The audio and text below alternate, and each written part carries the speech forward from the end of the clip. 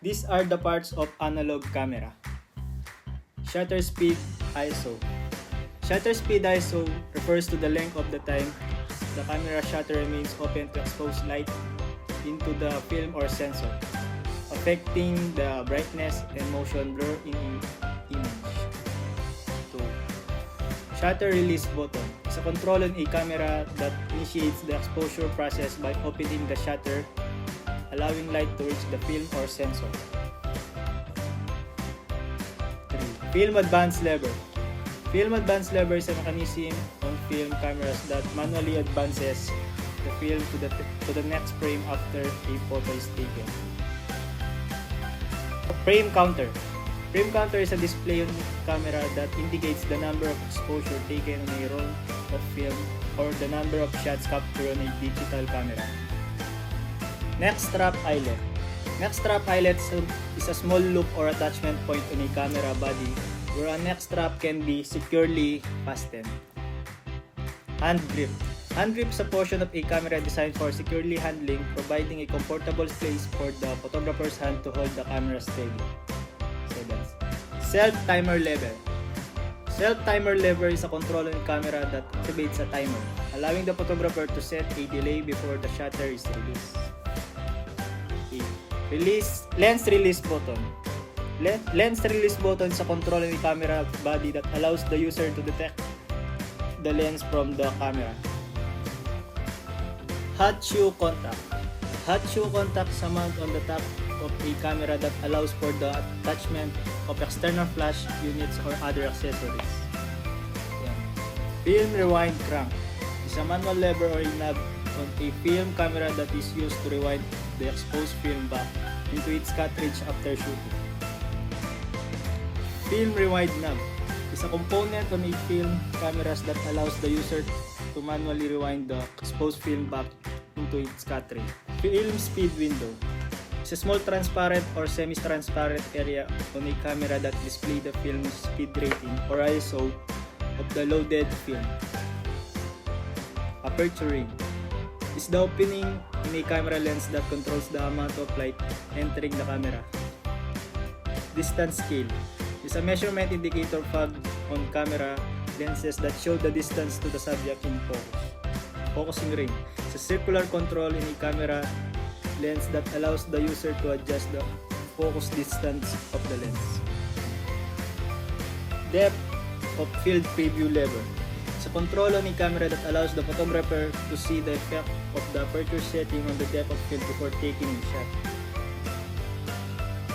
Multiple exposure lever is a control on some film cameras that allows the photographer to take several exposures on the same frame of film.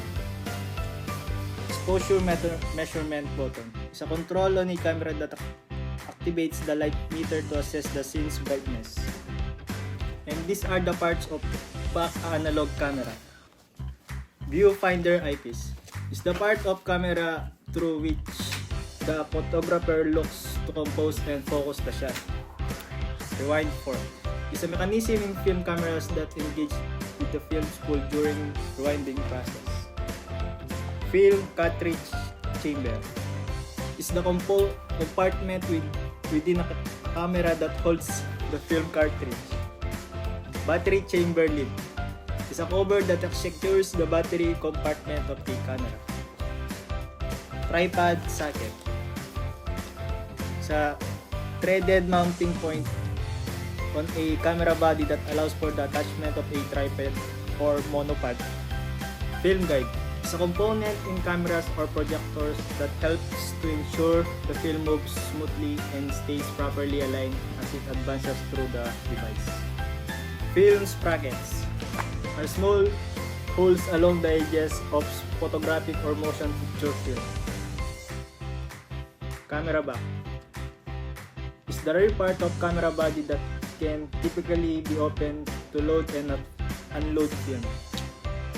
Film pressure plate is a flat surface inside the camera that presses the film against the camera's film, ensuring the film stays flat and properly aligned during exposure. Film rewind button is a feature in film cameras that disengage the film advance mechanism, allowing the film to be rewound back into its cartridge. Film take-up spool is a reel inside the camera or film projectors that collects and winds passes through the cameras. Lastly, film cartridge confirmation window is a small transparent or semi-transparent window on the back of a film camera that allows the user to see if a film cartridge is loaded. These are the parts of front digital camera. Built-in flash is a small integrated light source found in many cameras, especially in compact and DSLR models. Flash button. Flash button is a control in a camera that activates the built-in or external flash. BKT button. BKT button, it allows the photographer to take multiple shots of the same scene in different settings such as exposure, white balance, or focus. Infrared receiver. An infrared receiver is a sensor in a device such as camera that receives signals from an infrared remote control. Mounting mark. A mounting mark on a camera or lens is a small indicator that helps align the lens correctly when attaching to the camera body. Built-in microphone. A built-in microphone is an integrated audio recording device found in cameras, smartphones, and other gadgets. Lens release button. The lens release button is a control in a camera body that allows the user to detach the lens from the camera. Connector cover. Sa connector cover is a protective accessory designed to shield electrical connectors from dust, moisture, and damage. Cover for accessory terminal and external. Made from materials like plastic or rubber, it helps prevent dust, moisture, and debris from interfering with the connection. AP mode button.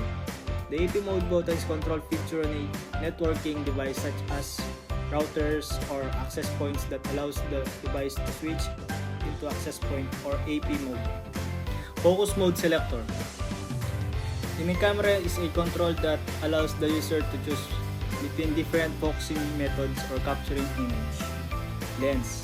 In a camera, a lens is an optical component that focuses light to camera sensor film to capture an image. Mirror. In a camera, particularly in DSLR or digital single lens reflex cameras, a mirror is used to reflect light coming through the lens up into optical viewfinder, allowing the photographer to see exactly what the lens sees. USB. USB or Universal Serial Bus is a standardized interface used to connect device, transfer data, and power.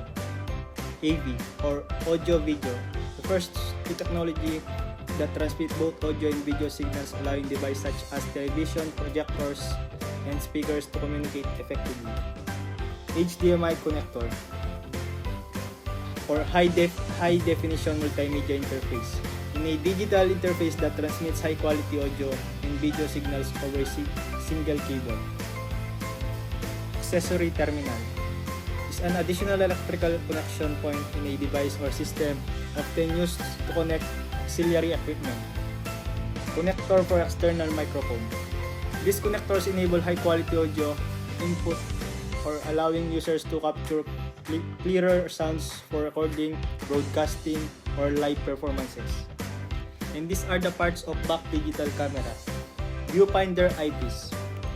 It typically consists of a small lens system that magnifies the scene, providing a preview of what the camera sensor or telescope will see. Rubber eye cap. A rubber eye cap is a protective accessory used with optical devices such as cameras, binoculars, and telescopes. Delete or format button. A delete format button is a feature commonly found in software applications that allows users to remove formatting from selected text or elements, diverting them to a default or plain text style. Playback button. A playback button is a control element found in multimedia application and device that allows users to play back audio or video content. Monitor. It can be LCD or OLED screen, typically mounted on the back or side of the camera body. Menu button. It opens a graphical interface where users can navigate through various options such as image quality, exposure settings, shooting modes, playback, and customization of camera features. Help or Protect button. A camera offers quick access to assistance and guidance features. ISO sensitivity button. A camera allows users to quickly adjust the camera's ISO settings, which controls the sensor sensitivity to light. Quality or size button. The camera allows users to select the resolution and compression settings for the image or videos. The diopter adjustment control in the camera allows users to fine-tune the viewfinder's focus to match their eyesight. AEL button. When press, the AEL functions locks the current exposure settings, preventing changes as the user repositions the camera. Speaker. The speaker in the camera is used for audio playback during video reviews and playback of recorded sound. Command dial. A command dial camera is a versatile control used to adjust various settings swiftly, such as exposure, compensation, shutter speed, aperture, and shooting modes. Live view switch. A camera enables the users to toggle between traditional optical viewfinder use and the live view mode, which displays a real-time image on the camera LCD screen. Movie recorded button. The camera allows users to start and stop video recording quickly. Multi-selector. The multi-selector, often referred to as joystick or directional pad on a camera, is a control used to navigate through menus, select focus points, and adjust settings. Memory card slot cover.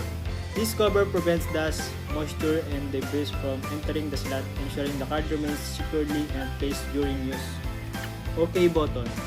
When navigating through options, pressing this button allows users to accept changes, enter submenus, or initiate specific functions. Infrared receiver allows users to take photos or start video recording from a distance without physically touching the camera. Focus selector lock. When activated, it locks the current focus settings, ensuring the users do not unintentionally adjust the focus while composing a shot. Memory card access lamp. The memory card access lamp on a camera indicates the status of data being written to a read from the memory card. Info button. When pressed, it displays the essential details such as exposure settings, battery life, ISO, shutter speed, and other parameters on the screen.